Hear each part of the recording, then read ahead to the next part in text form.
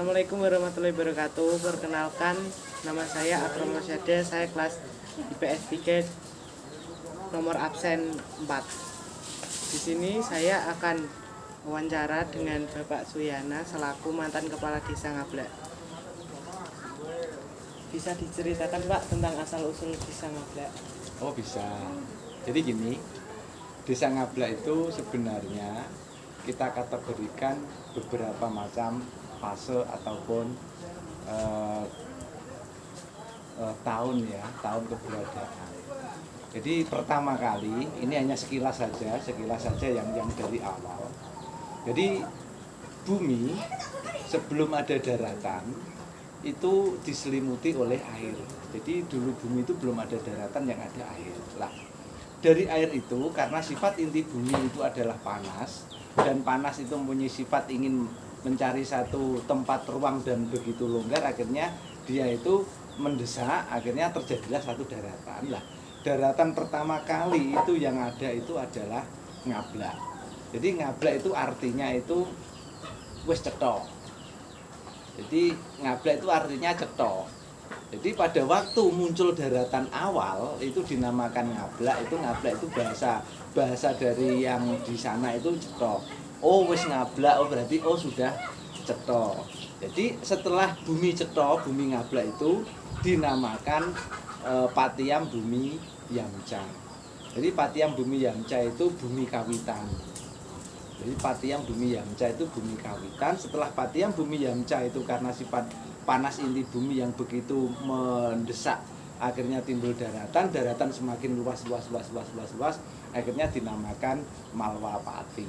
Itu sekilas awal kenapa ada nama Ngablak. Jadi kalau ini kita bicarakan sangat kontroversi karena apa? Tidak masuk dalam literatur sejarah manapun. Ya itu. Terus yang sampai sekarang kita mulai di tahun 1300. Dikala Raja Majapahit III, Brawijaya III itu mempunyai seorang anak, dan anak itu sudah diwisuda sebagai Pangeran Pati yang nanti akan menduduki tahta kerajaan di Majapahit. Karena dia itu lebih berpikir untuk menjadi raja itu lebih berat tanggung jawabnya, sehingga dia memilih laku spiritual. Sehingga dia keluar dari kerajaan. Coro kalau orang Jawa mengatakan itu Ngulandoro, sehingga dia dalam perjalanannya hingga sampailah dia di bumi Ngablak ini. Tapi sebelum mereka di bumi Ngablak itu pernah singgah di Kiringan. Di situ mereka sama-sama musyawarah dengan Mbah Asik tentang ilmu kehidupan. Nah dari situ akhirnya karena dari masing-masing mereka itu mempunyai suatu keahlian bidang ilmu yang berbeda, sehingga Mbah Ronggo Winadi ini namanya, nama samaran, itu terus dia hijrah dari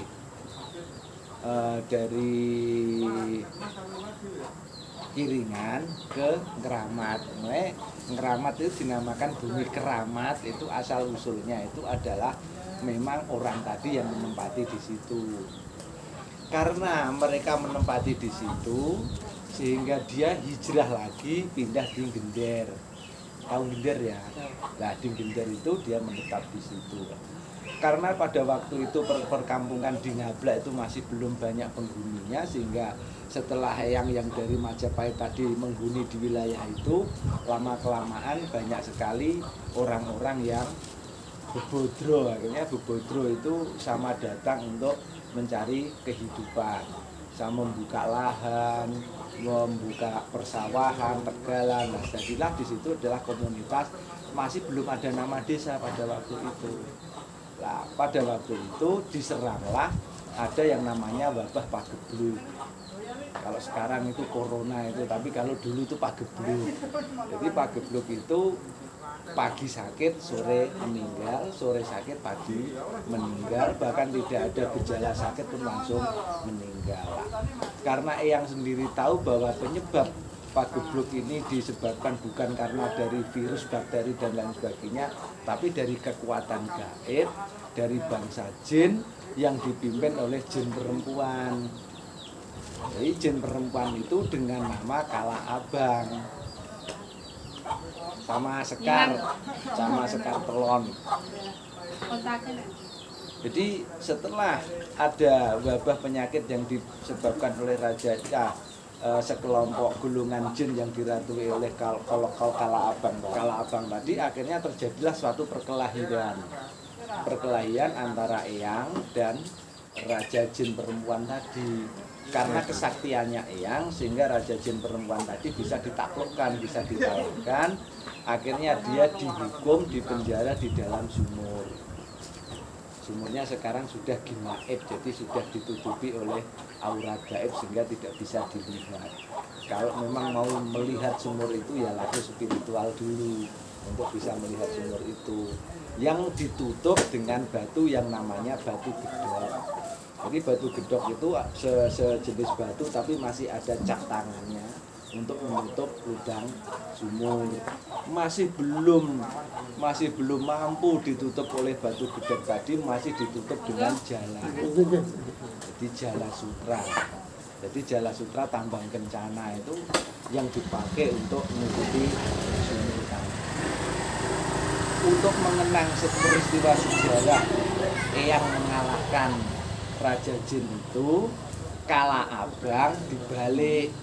Sebab nama kalau dibalik itu orangnya itu adalah Apes. Jadi Kala Abang dibalik menjadi Ngaba Allah. Jadi karena kepengen enake mengucapkan, akhirnya jadilah Ngabla. Jadi Ngabla itu dulu dari nama Raja Jin Kala Abang. Coba ditulis Kala Abang, balik kan Ngaba Allah.